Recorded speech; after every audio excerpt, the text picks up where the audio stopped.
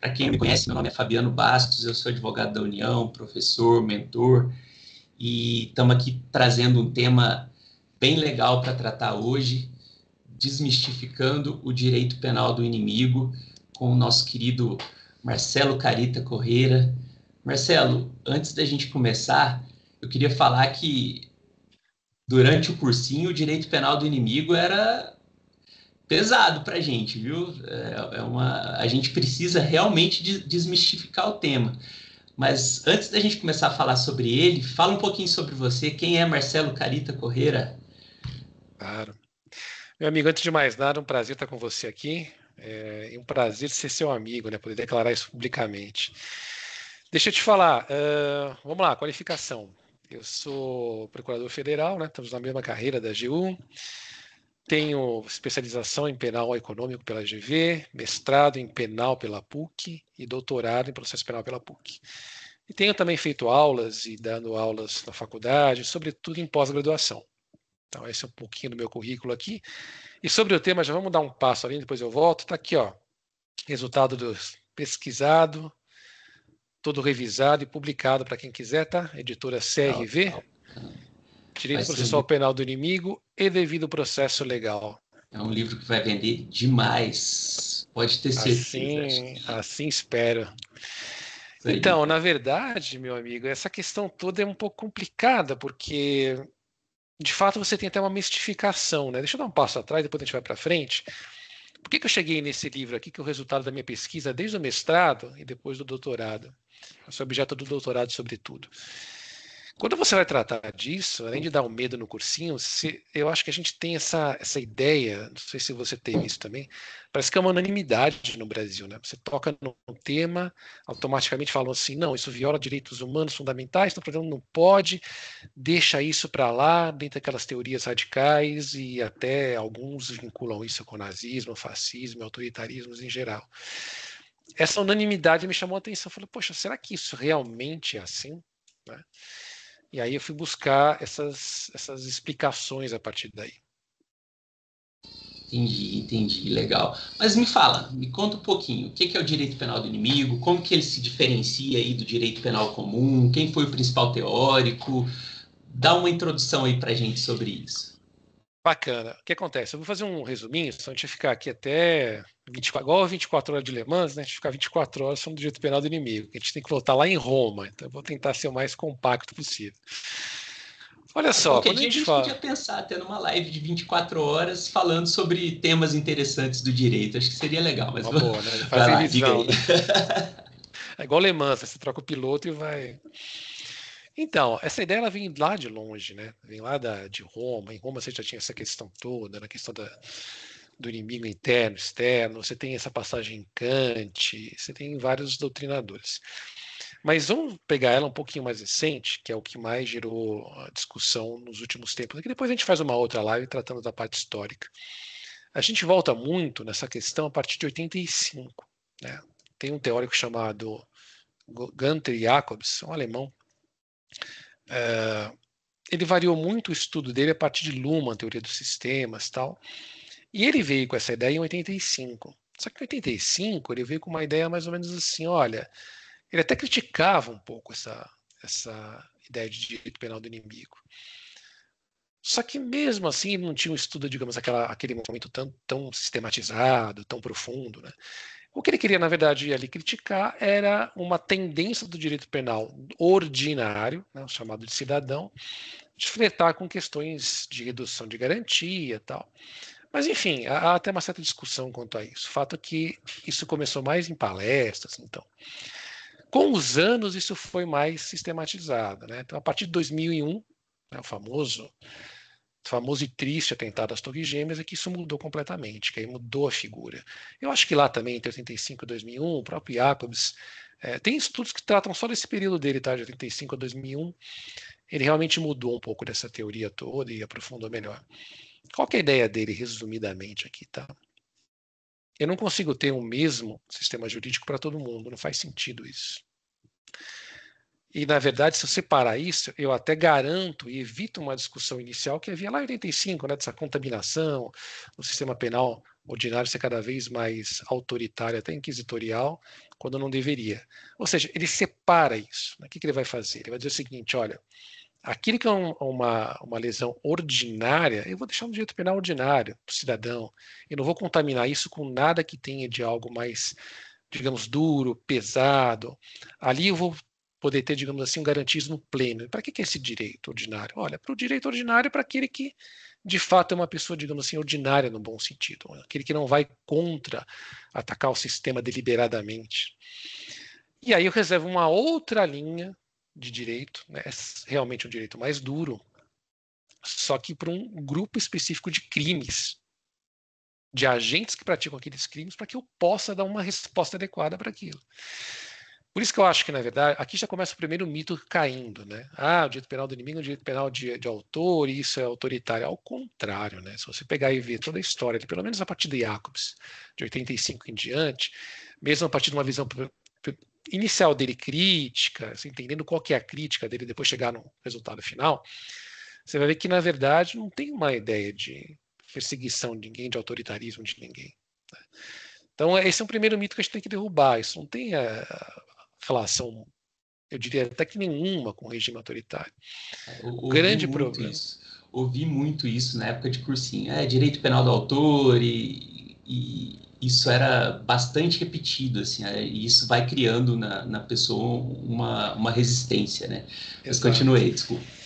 Não, imagina, assim, vira um dogma, né? E sabe de onde surgiu esse dogma? Depois de muito estudar isso, eu percebi. Eu acho que esse dogma surgiu, não tenho convicção, surgiu a partir do direito penal nazista. Tem um livro interessante do Zaffaroni que ele fala isso, né? Que ele trata direito penal. Tem outros, mas o mais recente é do Zaffaroni, que aliás é um grande crítico, tá, do Jacobs e desse tema. Para quem quiser estudar, leia o Jacobs, leia o meu livro, tá? Também, por favor. Mas leia o Zaffaroni, que é um crítico. Aliás, quando eu fiz a minha tese, um parênteses, eu usei muito o livro do Zaffaroni, que é extremamente crítico a esse instituto, contrário a tudo que o Jacobs fala, que eu defendo também. Mas isso não tem nada a ver. Um livro excelente, eu recomendo. A leitura é muito boa. Inclusive a tradução em português. O Zaffaroni, para quem não sabe, é um jurista argentino, brilhante. Então, eu acho que para entender esse tema, pega o Jacobs, pega esse livro, essa pesquisa minha, mas pega o Zaffaroni também, que você vai ter os dois lados. Porque o Zaffaroni é um dos críticos, bem crítico, mas ele é um crítico com substância. Ele não é um crítico que parte de senso comum, de mito, nem nada. Ele vai realmente no âmago da questão. Então, para quem é contra, e pode ser contra, livre pensamento acadêmico, a linha do Zaffaroni é uma linha excelente, tá? Então, tenha sempre esses dois lados aí. Eu trago muito na pesquisa aqui do Zaffaroni, porque esse é um livro que a carga argumentativa dele para defender o direito penal do inimigo é muito grande. Então, a gente tive que trazer muitos argumentos contrários e rebatê-los. Tem muita coisa do Zaffaroni aqui, mas leia o original, é interessante. Da onde que eu acho que parte isso, falando do Zaffaroni? Aquele livro outro que eu mencionei do direito nazista revela isso. Quando os alemães colocam lá, que um dos grandes crimes deles qual que era? Você ir contra o sentimento do povo alemão. Quem que dá o sentimento do povo alemão? O líder. E aí você acabou gerando uma figura ali do inimigo e tal. Só que esse inimigo, né, ou até a Hannah Arendt fala também, né, da pessoa que não é pessoa, do mal, tudo isso. Essa visão de inimigo não tem nada a ver com o inimigo do Jacobs. Aliás, uma das críticas que eu faço ao Jacobs é que talvez o termo que ele usou não tenha sido melhor. Talvez esse termo tenha sido criado em 85, lá numa palestra, com uma ideia também de chamar a atenção. Só que esse termo, acho que teve um efeito backlash aí, né? Que, então o inimigo nazista não pode. Nada a ver, não tem nenhuma relação com isso. E também acho que daí parte a questão de ser um direito penal do autor. Por quê? Porque quando você vai olhar o direito nazista, no fundo era um direito penal do autor, totalmente autoritário, né? E, inclusive, esse tema do nazismo está aqui nesse livro. Eu faço as comparações e retiro ele. Provo, no meu entendimento, que não tem nenhuma relação. Mas veja, acho que partiu daí. Então, é preciso desmistificar isso. Até porque no direito penal moderno, do inimigo moderno, você não se volta contra um autor específico, você não se volta com uma característica. Olha, eu não gosto de tal, não sei, etnia e, portanto, eles devem ser presos. Não, nada a ver. O que nós temos é o contrário, é pegar uma lógica que aliás, já existe no direito brasileiro, exemplo, crimes hediondos. Por que existe crimes hediondos? A Constituição prevê, mas o que é? É uma questão de valoração. São os crimes... De onde vem o termo hediondo? É uma coisa que choca. É algo assim, por isso que você não pode até colocar, vou colocar como crime hediondo, não sei, o furto de R$ 5 de um passe de ônibus. Não se coaduna com a natureza material do crime.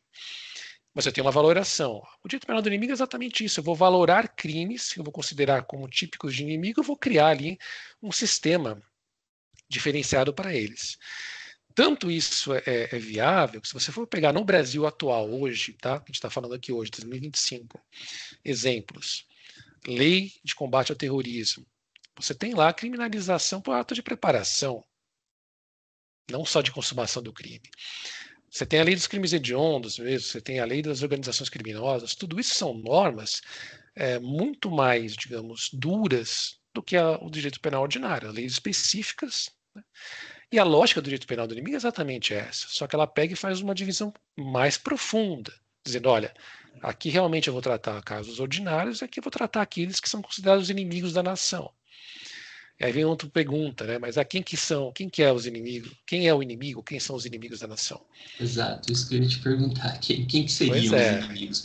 Mas Então, e isso é muito focado no autor mesmo, ou tem mais a ver com a figura delitiva, o desvalor da ação e tal, propriamente dito?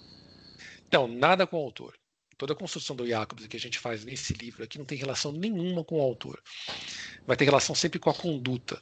E aí você chega no autor, não importa quem seja. Então, vou dar um exemplo clássico aqui, que é algo, digamos, unânime que estaria no direito penal do inimigo. Terrorismo. Terrorismo.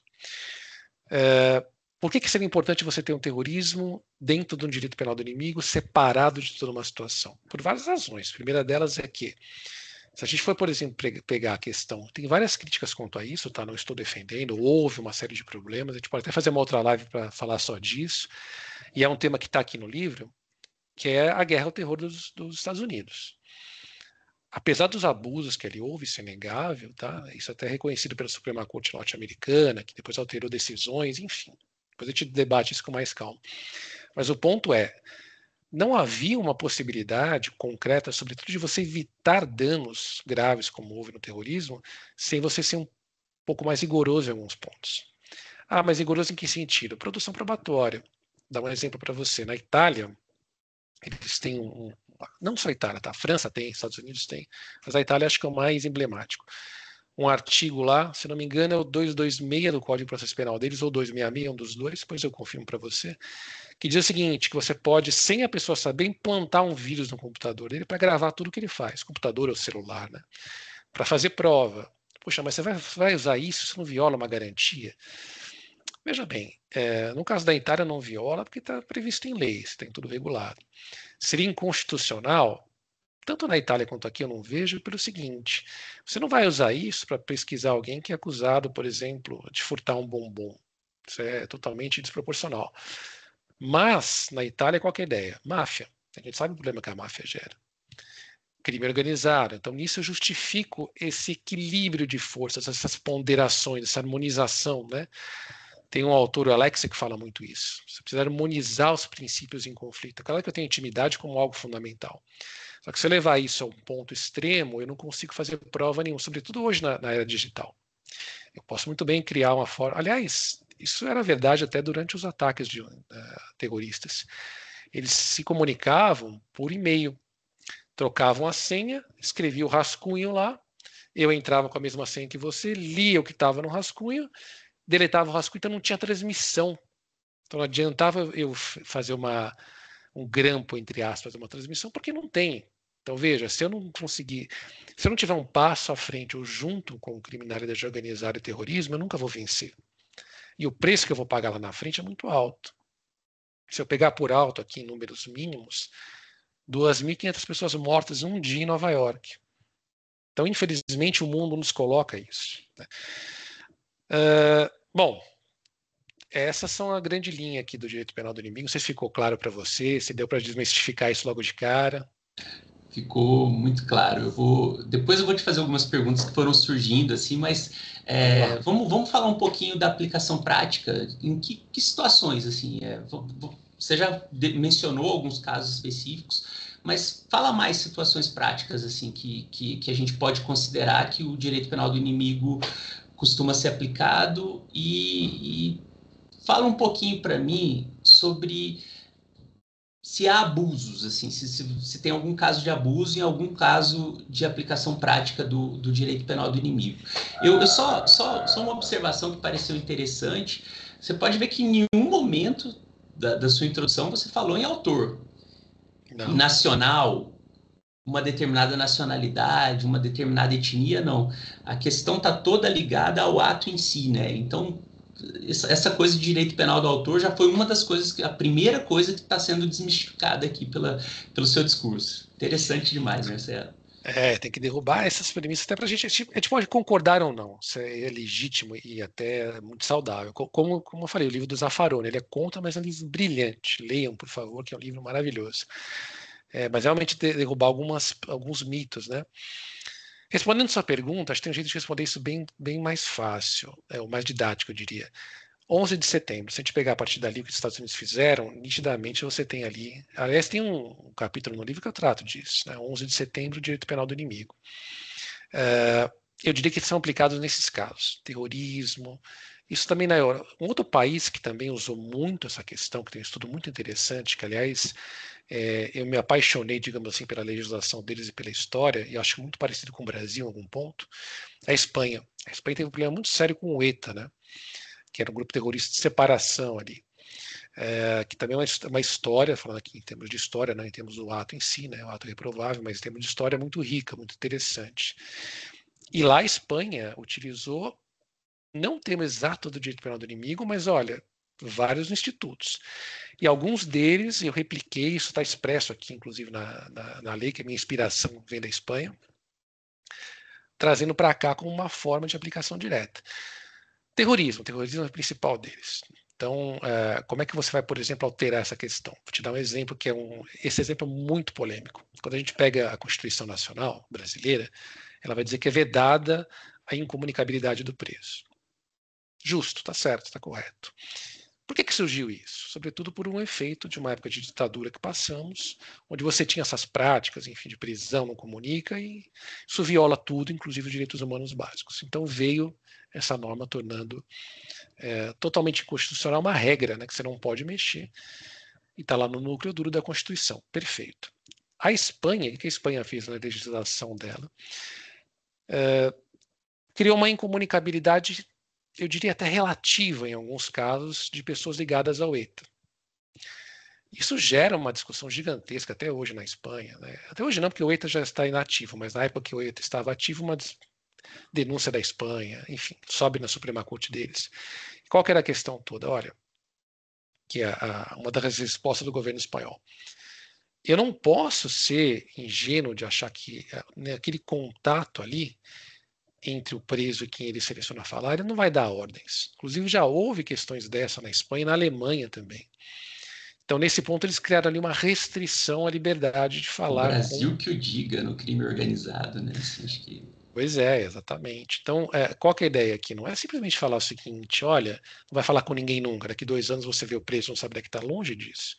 Ou muito menos colocar os advogados, que nós somos com muito orgulho, como membros longe disso. A questão não é essa. A questão é, como na Espanha, você limitar que haja um contato com grupos terroristas. A Espanha também teve um caso de 2 partidos políticos que ela encerrou, por quê? Porque provavam que eram braços armados do próprio ETA. Perdão, braços políticos do ETA. Então, veja, essas questões todas, a partir da Espanha, sobretudo da Espanha, que é mais parecido com o Brasil, mostra que a gente tem um campo que a gente pode entrar. Então, no Brasil, a gente pode, por exemplo, esse livro que eu fiz, ele tem várias dessas sugestões de mudança de legislação. Então, eu sugiro várias mudanças. A gente poderia criar no Brasil uma regra parecida com a Espanha? Poderia. Ah, mas a Constituição proíbe. Sim, ela proíbe uma incomunicabilidade plena. Não tem problema nenhum de fazer um equilíbrio ali, de proibir alguns casos. Cadastrar quem vai falar com essa pessoa. Então, assim, são passos que a gente pode dar nesse sentido, exatamente pelo que você falou, para evitar que o presídio hoje no Brasil seja um local de escritório do crime protegido pelo Estado, né? Que é uma contradição horrível, né? Você paga ali e aquilo se torna. Né? E também um passo 2, né? A gente precisa rever a questão carcerária no Brasil, não pode ter violação de direitos humanos, acabou, isso é uma questão já. O Brasil está hipercondenado com isso, Então, isso tem que ser equacionado. Não é com uma situação carcerária degradante que você vai resolver segurança pública. Ao contrário, só piora tudo e viola direitos humanos. A gente tem que alterar a legislação onde ela pode ser alterada. Outro exemplo, também vem da Espanha, né? Peguei deles o exemplo. Mudança da prisão preventiva. Uma coisa é ter um estándar probatório muito elevado em prisões preventivas normais. Qualquer acusação que você tenha no direito penal ordinário, de um homicídio, enfim. Outra coisa é quando eu trato de uma questão de criminalidade organizada e terrorismo. Mas você veja como essa questão é complicada, porque assim, a Corte Interamericana diz, no precedente de 2004 do Chile, que você não pode ter, ou seria inconvencional, anticonvencional, uma prisão cautelar, processual, preventiva, para garantir a ordem pública. Ele diz que você não pode garantir a ordem pública por prisão preventiva, a Corte diz. É um problema que a gente tem, porque as decisões das cortes são vinculadas, mas veja, nós temos que também construir isso, não que seja mudando um pouquinho a jurisprudência da corte, para dizer, olha, casos como terrorismo e casos como, por exemplo, o crime organizado, eu posso alterar ali, a partir da legislação, os requisitos da prisão preventiva. Se eu tenho na prova do crime o envolvimento dele, eu vou ter uma carga probatória um pouco menor para garantir. E um exemplo clássico disso é o que aconteceu no caso do André Del Rep, né? A gente pode falar o nome porque é um caso público, enfim, que revisaram a prisão preventiva dele e ele fugiu. Isso é público e notório, né? Então, eu acho que isso daí mostra que a gente está numa situação onde a gente tem que olhar para esse direito penal do inimigo, ou chame ou qualquer outro nome, com outros olhos, entendendo que isso não é uma perseguição, não é violação de direitos humanos, nada disso. Não é, como eu já cheguei a ouvir, tá? Uma reedição do Rota 66, o famoso caso aqui de São Paulo, longe disso, não tem nada a ver. Aliás, é o contrário. Você vai separar aquilo que tem que ser garantista ao extremo de um lado que, de fato, você tem que agir com a polícia. E me conta uma coisa, você comentou aí sobre o Zaffaroni, né, que fazia algumas críticas aí ao direito penal do inimigo. Fala um pouquinho sobre essas críticas. E me diz assim, quais as perspectivas de rebater essas críticas pelos teóricos do direito penal do inimigo, e aí já vou te falar uma que ouvi muito, fala um pouquinho se o direito penal do inimigo chega a afetar os direitos humanos. Eu acho que isso seria uma crítica que eu me lembro de ter ouvido na época de concursos públicos. Aí diga lá. Então, na verdade, essas críticas, o Zaffaroni ele tem uma obra muito complexa. Então, até na pesquisa eu pego ponto a ponto e vou rebatendo. O que acontece? A gente podia resumir isso de uma forma didática em dois polos, tá? Um polo onde esse direito penal do inimigo ele liga, digamos assim, um estado de emergência permanente. Então é isso que o Zaffaroni critica. Além de uma crítica que aí ele sai um pouquinho do direito, ele parte para uma crítica mais social, tá? Ele vai dizer o seguinte: olha, não seria interessante você permitir esse tipo de questão, sobretudo na América Latina, que há pouquíssimo tempo estava com um problema sério de ditadura. Você vai abrir ou incentivar um autoritarismo. Mas veja, eu entendo a crítica do Zaffaroni, acho que ela tem razão de ser, mas é uma crítica de cunho sociológico, não de cunho de direito propriamente dito. E uma das respostas que a gente tem para isso é o seguinte: olha, abuso a gente pode ter em toda a sessão, todo momento. Exemplo clássico disso é o próprio Rota 66 do Caco Barcelos. Quem não leu, eu sugiro que leia, porque é um livro muito bom, é um livro que eu acho que ele é atemporal. E é um livro que pouca gente sabe, não é um romance, né? Ele surgiu a partir de análise do próprio Caco Barcelos, de dados concretos de boletins de ocorrência na Polícia Militar de São Paulo. Então, é um livro, assim, leiam. O que eu quero dizer com isso é o seguinte: nós temos que mudar a cultura de um país para entender que a gente não pode violar direitos humanos. Ponto, acabou. Não existe isso. Não existe justiceiro, nada disso é justificável. E isso não tem uma relação direta com o direito penal do inimigo. Isso vai de uma cultura. Se essa norma, por um outro caso, poderia eventualmente estimular isso, entendo que não. Mas se o Zaffaroni estiver certo, a gente tem mecanismo de controle disso. Vou te dar um exemplo. Tem um autor que eu também trato aqui, um autor norte-americano, que ele fala o seguinte, ele trata muito de terrorismo, Bruce Altman, aliás, um autor brilhante. Leiam também, que ele é excelente.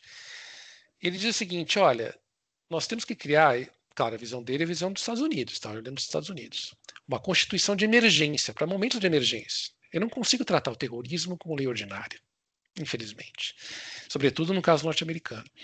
Que, aliás, um parênteses, tá? Isso é uma opinião minha. Eu tenho uma conclusão que eu acho que o Brasil, cedo ou tarde, vai estar sujeito a terrorismo. Por que isso? É um país importantíssimo, é o maior país da América do Sul em termos territoriais, tem uma relevância total, relevância política, recursos hídricos. Então, assim, não adianta, o Brasil vai ser foco disso, na minha opinião. Então, a gente tem que tratar disso agora que as coisas estão estabilizadas, porque no momento do impacto, vai acontecer igual aconteceu nos Estados Unidos. O Congresso americano vai liberar tudo e ponto final. Então, por isso que a gente tem que fazer isso no momento de paz. Isso acaba sendo mais arriscado, né? Porque a hora Totalmente. que a corda está puxando para o outro lado, você tende a aí sim ter riscos autoritários no sistema. Momento de pânico, né? Então, a crítica do Zaffaroni é exatamente essa questão sociológica, que é muito relevante, e tem a questão de violação dos direitos humanos, que aí é um outro ponto interessante. Essa crítica é uma crítica complicada, porque, na verdade, a gente vai falar até da dignidade da pessoa humana. E aí é um ponto muito importante da tese, que eu digo o seguinte: de fato, se violar a dignidade humana, eu não posso permitir esse tipo de sistema. Mas o ponto é, o que é a dignidade da pessoa humana? Você tem que dar um passo atrás. Você precisa definir isso. Quando a gente pega, por exemplo, o caso do feto anencefalo, que foi julgado pelo Supremo, isso está até no livro do Barroso, que é um livro também muito bom, que ele trata disso, Construção Histórica do Conceito de Dignidade Humana. Excelente o livro do Barroso. Ele até fala isso numa passagem, ele fala que, na verdade, você invoca tanto de um lado quanto do outro. Os argumentos contrários, por exemplo, legalização do aborto, você vai ver dignidade humana dos dois lados. Uma do feto e a outra da mulher. O caso da anencefalo é esse, a discussão dos dois lados invocando. Isso é tratado no livro do Barroso. Então, o que eu fiz? A gente voltou e falou, vamos estudar primeiro o que é dignidade humana. Porque eu não consigo, eu preciso determinar um contorno minimamente objetivo para decidir se isso pode ou não. Porque, veja, se a gente for pensar e levar isso ao extremo, concorda que prender qualquer pessoa sob qualquer justificativa viola a dignidade humana? A grande questão é o quanto a gente aceita, o quanto a legislação permite isso. Então, nesse livro, a gente tenta construir, a partir do Barroso, e a partir, claro, de Suprema Corte Americana, Europa, Convenção Americana, construir um conceito que feche isso. Qual que é a ideia? Aquele núcleo, sobretudo aquele núcleo intocável do ser humano, não vai ser preservado, ninguém vai torturar, ninguém vai chacina, nada disso, isso aí esquece, tá fora de qualquer ideia. Mas a ideia é a seguinte: você ter leis um pouco mais, diria, pesadas ou duras para aquele agente específico. Entendeu? Então, por exemplo, criar, como eu estava falando, uma forma de comunicabilidade relativa, tá? Não é para permitir tortura nem nada, o advogado vai saber, é só para evitar que ele solte uma informação, que a gente já viu até na Europa acontecendo isso, Alemanha, Espanha. Segurar um pouquinho mais o líder de facção criminosa, para quê? Para que ele não tenha, você vai quebrar a facção ali. Pelo menos quebrar ali aquele início, né? Você vai desmoronando ela aos poucos, atirando uma liderança dali, outra daqui, para chegar nisso. Então, assim, eu acho que, para respondendo objetivamente, haveria violação do direito da dignidade humana? Qualquer norma nossa está sujeita a isso. Então, acho que tem que ser calibrado de caso a caso. Né? Tanto que, assim, vamos até sair do penal um pouquinho. Você vê uma série de argumentos que eu não vou me colocar favorável ao contrário, mas eles demandam uma análise mais aprofundada, que muitas vezes você retirar direitos sociais pode impactar direito humano. Então, isso vai de cada caso. Eu não diria que há, pelo menos na estrutura que nós criamos nesse livro aqui, nenhuma violação de direito humano. A gente faz todo um cuidado para que isso não ocorra. Então, nos últimos capítulos, a gente propõe toda uma reestruturação do direito brasileiro. Então, esse cuidado está sempre colocado ali, com revisão judicial. Estava falando do Bruce Altman, né? Ele cria uma constituição de emergência. E qual que é a ideia dele? Bom, se é uma situação de emergência, isso está replicado para a gente também. A gente partiu dessa premissa e construiu algo para o Brasil. Na verdade, com o crédito todo dele, a gente trouxe a premissa para o Brasil, que é qual? Olha, se é emergência, o sistema tem que ser outro. Então, traga o legislativo, o parlamento, que em resumo é a própria população que está lá representada, para a fiscalização de algo de emergência, criando mais ainda uma forma de controle para evitar esse tipo de coisa, entendeu? De forma que você tenha uma legislação restrita, que não viola direitos humanos, e tenha também uma fiscalização do parlamento. Interessante, porque o Brasil já é o país do controle, né? Tudo, tem diversos órgãos de controle e tudo mais. Você criaria mais um ali para garantir mesmo Exato. que não se viole direitos humanos ali. Bem interessante. Você citou aí uns exemplos históricos interessantes, né? O caso do 11 de setembro, depois das leis antiterroristas dos Estados Unidos. Você citou o caso do ETA na Espanha. Tem mais algum caso? E já daqui a pouco partindo para o Brasil, tem aplicação no Brasil já sobre o direito penal do inimigo? Alguma coisa que você pode falar aqui para a gente sobre isso? Não, tem vários casos também, né? Tem um caso do IRA no Reino Unido, né? E isso também a gente trata bastante disso na tese. Inclusive, eu até tive uma liberdade poética durante a tese e o livro, que até tratei do U2, né? Da banda, quando fala do Domingo Sangrento, a relação disso. Engraçado, né? Que interessante, a gente olha os britânicos como se diria, um modelo, né, de democracia ou de respeito à dignidade humana muito maior que os Estados Unidos até, né? Isso eu diria até que é senso comum, né? Dizer que você tem uma violência difusa nos Estados Unidos, e tem mesmo em relação às armas, que não se replica na Inglaterra, né?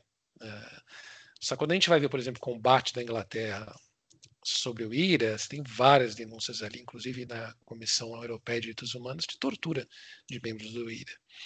Então, veja, se você tivesse um direito penal do inimigo já muito claro e delimitado, você não tem essa margem para discricionariedade ou a discussão que surgiu a partir desse caso na Europa, dizendo, olha, na verdade eu não torturei ninguém, é só um interrogatório coercitivo, entendeu? Então, por isso, esse é um outro ponto interessante que o Jacobs traz. Se você delimita tudo previamente dentro de uma legislação, você não permite esse tipo de tentativa de romper limites. Está tudo claro ali. Não pode torturar ponto final, não é porque foi por ordem da rainha ou não da rainha. Então, esse é um ponto interessante.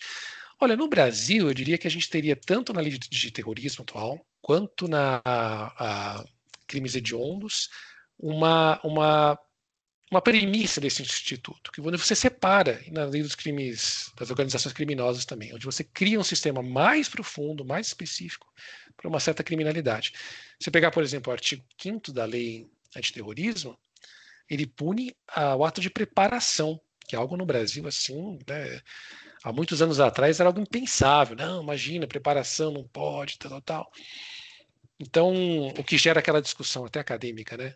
Olha, se eu falo que eu vou matar você, que eu vou te torturar, vou acabar com a tua vida, e eu paro do lado da sua casa, vou até ser bonzinho aqui, tá, com a polícia. Somente com porte de arma ilícito, né? A única punição que eu vou ter, no máximo, vai ser o quê? A ameaça, se eu te ameacei, claro, mas é um crime muito pequeno. E o porte legal de arma de fogo, se a minha arma for legal, porque eu não comecei nada, não te ataquei, não estou nem me preparando. Né? Então, além de terrorismo, ela dá esse passo. Ela fala, não, ato de preparação também. Tá?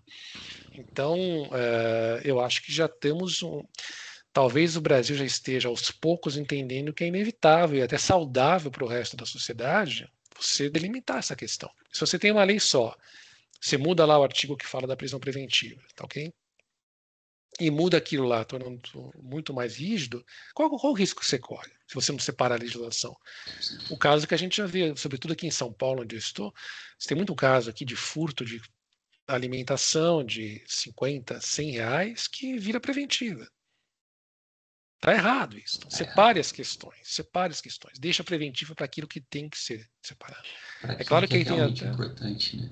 sem dúvida, é claro, tem até uma outra discussão, mas aí foge um pouquinho, mas acho que vale a pena a gente trazer até para uma outra live, que é a seguinte, mudar também o foco da segurança pública nos termos das forças de segurança.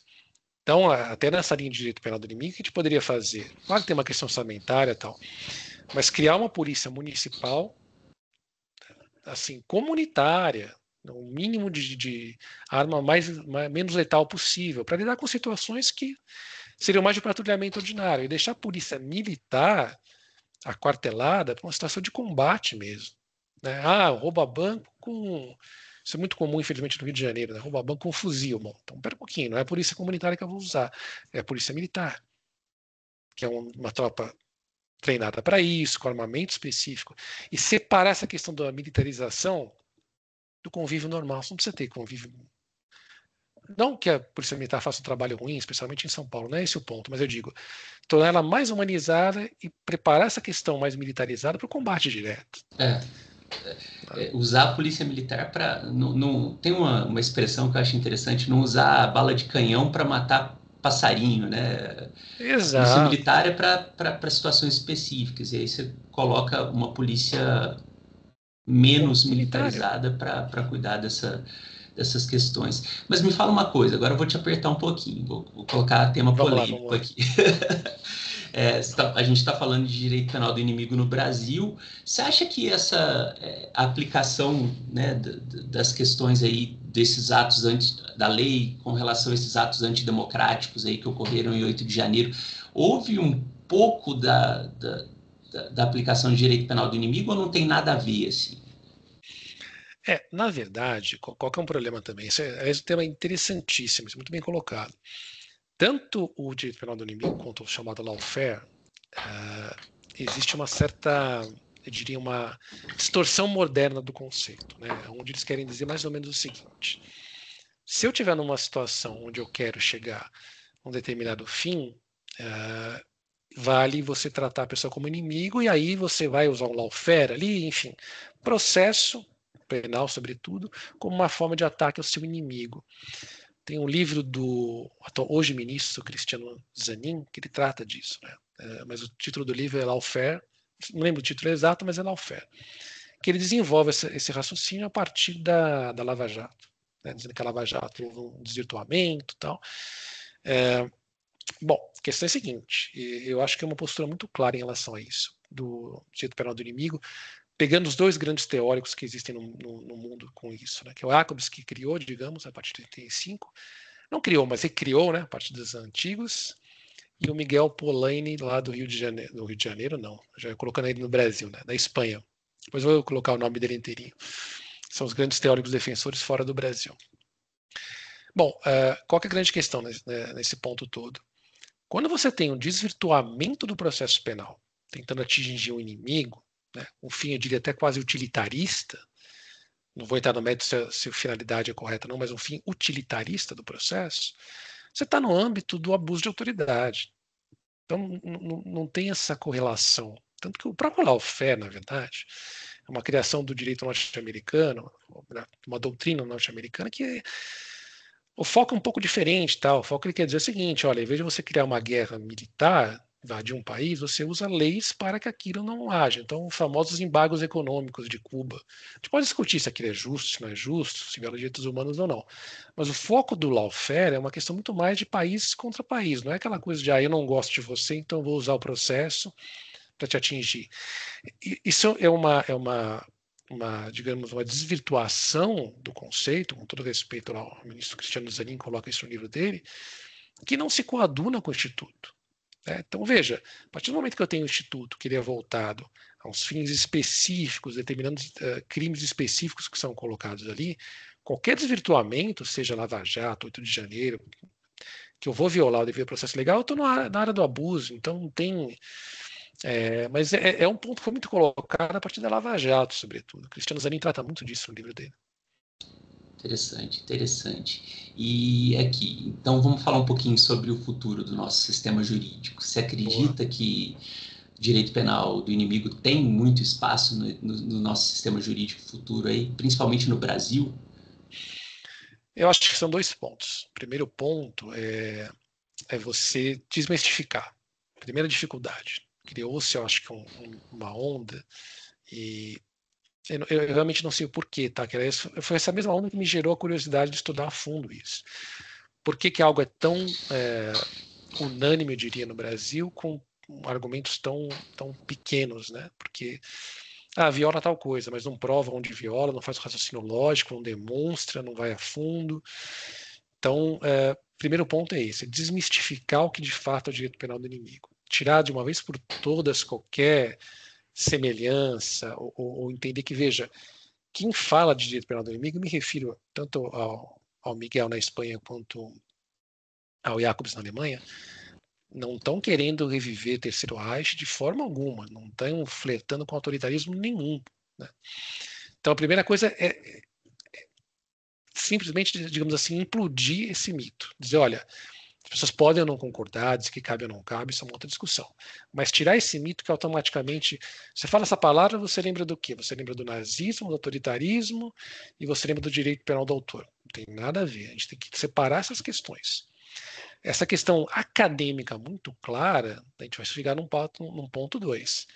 Cabe para o Brasil, sim ou não, em que termos? Que é o que está no livro. Então, estão várias propostas aqui de mudança da lei de organizações criminosas, com fundamento na Espanha, Itália. A lei de drogas também tem que ser mudada. Evasão de divisas é um problema muito grande, lavagem de dinheiro. Por quê? Porque se eu quebro a parte financeira do crime organizado, eu quebro todo o resto. Então, isso também é interessante, você colocar como um inimigo o traficante de armas, aquele que faz evasão de divisas. Por quê? Para simplesmente equacionar essa questão de uma maneira definitiva. Né? E, acima de tudo, assim, mais importante, isso tem que ser falado à exaustão. Não é uma defesa de autoritarismo, não é para violar direitos humanos, longe disso, não tem absolutamente nada.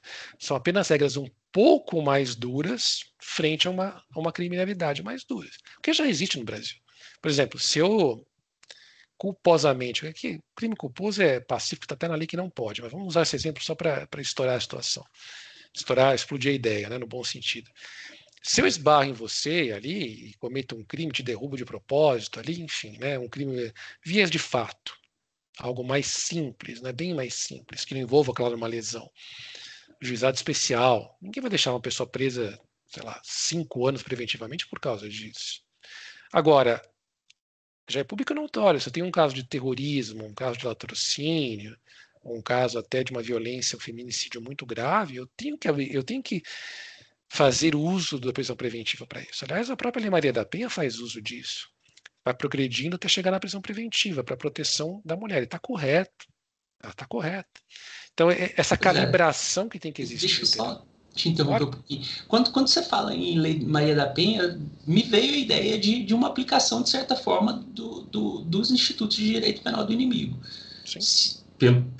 Pela forma como você está me explicando. É um desvalor de uma conduta específica, própria para um tipo de crime, né, feminicídio, etc., que vai pesar um pouco mais, sejam as normas processuais, sejam as normas penais comuns, né, de penalização efetiva, para aquele determinado tipo de conduta que para a sociedade é muito mais pesado. Você acha que é uma aplicação ou eu estou viajando muito?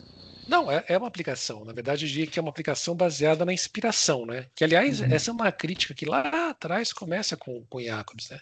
Não diria bem uma crítica, mas uma ponderação que ele faz. Ele diz o seguinte, olha, se nós vamos caminhar para isso, é melhor a gente separar esses direitos, para evitar que eu coloque tudo no mesmo ponto. Então, o Brasil faz um pouco disso. Quando ele queria, por exemplo, uma lei específica da Maria da Penha, inclusive com uma prisão preventiva distinta das outras, medidas cautelares, inclusive jurisprudência recente, discutível, mas recente, que diz que, ainda que o crime esteja extinta a punibilidade, pode manter a prisão desde que haja periculosidade. Olha que evolução, né? Isso, de fato, é uma inspiração. E por que você vai fazer isso? Vai fazer isso porque o bem que está em jogo ali, qual que é? É o bem, vida, acima de tudo. Né? Você quer preservar a vida. E você vê uma situação que, historicamente, eu diria, de uma forma geral, você tem um desequilíbrio ali de violência e de força até. Né? Então, colocando historicamente a mulher como mais sujeita, a mulher ou a pessoa que se identifica com o gênero, né? Mais vulnerável a isso. Né? Então, você muda, você calibra, com certeza, uma inspiração. E a partir dessa inspiração que o Jacobs fala, nos crimes mais graves, vamos separar esses códigos, vamos fazer sistemas diferentes, sem nenhum problema. Porque daí eu consigo criar toda uma sistemática para algo mais ordinário e uma outra sistemática para algo que tem que ser. processo específico para tratar de coisas especificamente mais complexas, né? Exato. Tá, agora vamos falar um pouquinho sobre alternativas para lidar com essa situação de alta periculosidade e sem comprometer os direitos fundamentais, que eu acho que essa aí é a grande crítica, né? A grande discussão. Né? Que você acha? Quais seriam essas alternativas para poder lidar com isso? Olha, do ponto de vista da legislação, é o que a gente propõe no livro. Né? Mudar bastante um pouquinho da teoria aí, de como é feita a prisão preventiva, a forma de cumprimento da pena, isso tem que ser alterado. A prisão preventiva ela não tem que ser não é bem automática, ela não tem que ser, digamos, sem análise judicial, não é isso, mas tem que ser uma análise um pouco mais atenta, ali, focada na necessidade de preservação do bem comum, enfim, da periculosidade que esses agentes têm. Então, esse é um ponto. Agora, essa mudança, veja como essa questão é complicada. A gente fala de direito penal, você vai ampliando as coisas para vários sentidos. Né? Segurança pública, sociedade, um monte de coisa. É claro que quando a gente fala de uma sociedade mais igualitária, socialmente melhor, uma renda per capita mais alta para todo mundo, mais igual, você tende a ter uma criminalidade muito menor. Isso é um dos problemas do Brasil. Só que a gente não consegue, infelizmente, agora resolver tudo. Como é que a gente tem que fazer de imediato, né? Eu acho plenamente é mudar a forma de provas e a forma de você ver a Polícia Civil, ou a Polícia Federal, claro, né? Mas uma polícia, digamos, não ostensiva, uma polícia judiciária. É fazer uma prova muito bem feita e aí você consegue tudo isso. Por exemplo, uma crítica que eu tenho, tá? Quanto pesquisador. É muito comum você ver alguns processos que eu estudei durante o doutorado. Um garoto ali, fatos concretos, tá? Garoto de 18 anos, recém-completos. Pegaram ele com, sei lá, uma sacola com 3 cigarros ali de um entorpecente e tal. Aí começam assim, poxa, mas ele estava com 3, estava perto do. Aí vem aquela questão, né? Perto de um local que é conhecido como de venda, então ele faz parte do esquema e é um traficante. Com todo respeito, eu acho que é uma forma de prova que está equivocada. Né? E qual o benefício disso para a sociedade? Rotular, etiquetar essa pessoa e jogar ali? Não, o ponto não é esse. Então, como é que você na prática cria isso tudo? Você tem que reestruturar a polícia civil. Tem que ser uma polícia científica, científica no sentido, né, de trabalhar cientificamente, tem a polícia científica estrito senso falando, né? Mas montar casos. Então, eu quero fazer ali um flagrante sobre tráfico de drogas. Então, tudo bem, você vai fazer uma campana, você vai filmar, você vai provar que aquele cidadão não está lá comprando 3 cigarros. Entendeu? Então, esse tipo de situação que transcende sua mudança legislativa, mudança de cultura também na sociedade, que tem que ser. E de prova no judiciário também. Né? É claro que, quando a gente fala de prova, é algo muito complicado. A gente não tem muito como refazer a realidade. Vídeo é ótimo, mas o próprio vídeo não é a verdade ali imposta. Então, a gente tem que reproduzir o máximo possível. Então, toda vez que a gente tem crimes graves, uma prisão preventiva mais complicada, digo no sentido de mais forte, a carga probatória tem que ser maior, então não vai ter jeito, você tem que reestruturar e refazer toda a estrutura de polícia civil. E aqui é um pensamento meu, tá? É algo só meu. Será que não é o caso da polícia civil ficar só investigando sem registrar a ocorrência? Não sei, é um debate, tá? Não quero passar por cima de nenhum especialista em segurança pública nisso, mas mudar esse foco. Tem que fazer um trabalho muito bem feito, aí você consegue realmente ir nos líderes disso tudo. Porque também é um outro problema, não adianta você ficar aprendendo ali, aprendendo e, sabe, fica girando, a sociedade não anda, você tem que realmente quebrar o foco do crime organizado. E é o que está acontecendo hoje em dia, né? Prende-se, solta-se. E fica girando nisso aí. Não tem uma ação efetiva para combate do crime organizado. Não tem uma. Até existe legislação específica e tudo, mas você não tem efetividade. Até porque também é uma crítica acadêmica. O que eu percebo da pesquisa, assim, e seria um demérito da Polícia Militar, muito pelo contrário, tá? Mas é muito focado numa atividade de Polícia Militar de contenção de explosão, digamos assim. Né? Então tem ali um arrastão, isso é muito comum no Rio de Janeiro, né? Então vai a Polícia Militar, vai o BOP, tem até o filme lá, Tropa de Elite 1 e 2, né? E, entre aspas, soluciona aquela situação. Sim, uma tropa de combate ela tem uma função, mas para eu, de fato, resolver aquela situação, além da questão social toda que está por trás, eu tenho que quebrar a espinha dorsal da instituição. E isso só consigo com pesquisa, com Cooperação internacional, isso é muito importante, verificação de bens. Por isso que nesse livro também, foi uma das críticas da academia, é o seguinte: a gente colocou lavagem de dinheiro, evasão de divisa e crimes financeiros como penal do inimigo. Poxa, mas isso é um exagero, a evasão de divisa. Não é, pelo seguinte: cada vez mais eu tenho inteligência artificial. Isso é ótimo para eu tampar a lavagem de dinheiro. Só que se eu tiver a porta aberta da evasão, acabou, eu não consigo. Entra em dólar cabo, enfim, né? Então, eu acho que essa mudança tem que ser feita, né? Sem nenhum demérito da Polícia Militar, muito pelo contrário, mas não dá para ter uma política de segurança pública focada em combate direto só, em confronto que vai na televisão. Isso não resolve nada em termos de longo prazo. Tá? Não estou desmerecendo a Polícia Militar, mas aquilo que o próprio, esqueci o nome dele, mas enfim, tem um especialista, ex-capitão do BOP, que diz: não adianta, você vai lá, apreende, e no dia seguinte está lá de novo. Né? Então, eu acho que tem que ser uma coisa global. Não? Pimentel, exatamente. Tem vários vídeos. Pimentel fala isso. Muito bem falado. Então, de fato, é isso. Tem que ser algo conjunto, mas partir dali, entendeu? Quebrar as operações de cima, né? Legal, legal. Marcelo, que tema fantástico. Interessante, Nosso né? tempo está acabando aqui, mas eu tenho só que te agradecer e te convidar para mais vezes a gente falar um pouquinho sobre outras questões específicas que a gente citou aqui durante essa live. E vamos voltar, viu? Vamos falar de novo sobre isso.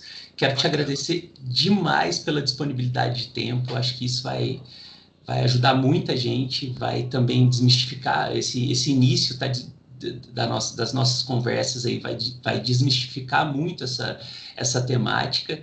E só tenho a te agradecer. Se você tiver alguma consideração final, fala um pouquinho sobre o seu livro, divulga aí e vamos para os finalmente. Meu amigo, eu que agradeço. Eu acho que é importante até para a gente começar um debate sobre isso na sociedade, né? Sim. Nem que a gente chegue à conclusão de que, olha, é uma ótima ideia acadêmica que talvez não se aplique aqui. Pode ser? Pode ser. Eu comparo muito o Brasil com a Espanha. Eu acho que a gente, apesar da Espanha, claro, ser um país de primeiro mundo, né, e a gente não chegou lá ainda, quando a gente vai olhar a história da Espanha e do Brasil, sim, são coisas muito parecidas. Você começa a ler e fala, nossa. Você lê, por exemplo, uma parte da pré-história, no sentido de história anterior à Guerra Civil da Espanha, você vê cada semelhança com o Brasil interessantíssima. Então, eu me espelho muito na Espanha. Então, a gente pode chegar à conclusão que não seja para a gente o melhor caminho, só que a gente vai debater isso e, digamos assim, aplicar ou não aplicar com base na realidade, fundamentos de verdade. É como o Zaffaroni, está falando do Zaffaroni. O Zaffaroni tem uma posição oposta à minha, mas eu não deixo de reconhecer que ele é um tremendo jurista e o livro dele é fantástico. Por quê? Porque ele usa argumentos técnicos. Né? Embora eu não concorde tal respeitosamente, mas é um livro brilhante. Então, eu acho que o principal ponto aqui é esse. Vamos desmistificar isso, deixar muito claro que ninguém aqui está defendendo nada de violência, violação de direitos humanos, absolutamente não. Até na introdução do livro eu falo isso. Se fosse um projeto que gerasse isso, legitimasse isso, ele parava na hora, porque não é esse a finalidade. A finalidade é o contrário. Quando a gente fala de preservar, a gente quer o contrário, a gente quer segurança pública, a gente quer que... E tem um ponto muito interessante que é o seguinte, já estou encerrando, só não vou me delongar muito não, que o principal problema de segurança pública no Brasil, e é onde vem a questão do penal do inimigo, não é a elite. Sejamos francos, né? Aquela elite e os ultra ricos que tem no Brasil dificilmente sofre algum tipo de violência. A pessoa tem carro blindado, anda de helicóptero, anda de avião, mora em locais que são mais vigiados que a própria presidência da República. Então, absolutamente o foco aqui é o cidadão comum no bom sentido. Né? No comum seria um demérito. Então, esse é um outro ponto, não é uma questão de elitismo, de guerra contra o outsider, longe disso. É uma tentativa de tornar a sociedade mais equânime e tirar setores, na conclusão eu até falo isso, tirar setores e populações inteiras de um estado paralelo. A gente não pode também fechar os olhos dizendo o seguinte, olha, eu moro num estado paralelo e está tudo bem. Não, a gente sabe, né, que há uma série de violações de direitos humanos porque o estado ali não chega. Você não pode sair a hora que você quiser, você não pode ter as amizades que você quer, você não pode ver parente porque está em outro local, que é de outra facção. Então, isso é uma violação de direitos humanos que a gente não pode mais normalizar e conviver. E pode ser que o direito penal do inimigo seja a solução para isso. Mas ele não é, em nenhum momento, uma violação. Uma crítica muito forte que é feita, vira um objeto, o ser humano vira um objeto. Longe disso. Não é isso. Absolutamente ao contrário. É você retirar as pessoas que estão ali tratadas como objeto e torná-las entre aspas, humana, de devolver a humanidade para elas. Então, acho que esse é o grande ponto. Discutir isso num outro nível, sabe? Dizer, olha, concordo ou não concordo, mas tirar essa mistificação de que quem bota a mão nisso flerta com o autoritarismo. Longe disso. Não é objetivo nem nunca foi de ninguém aqui. E sobre o livro, está aqui, ó. Ele está concorrendo ao prêmio Jabuti Acadêmico. Está disponível aí à venda, editora CRV. E é isso, muito obrigado. Prazer imenso estar com você e estou disponível para tudo que você precisar aqui. Fantástico, Marcelo, fantástico o nosso bate-papo. Acho que isso vai render muito mais assunto, vai render muito mais bate-papos sobre o tema e espero te ver aí de novo numa próxima conversa. Muito obrigado, meu amigo, e a gente se fala numa próxima oportunidade. Muito obrigado, até logo. Abraço, até logo. Parou de gravar? Cara, vai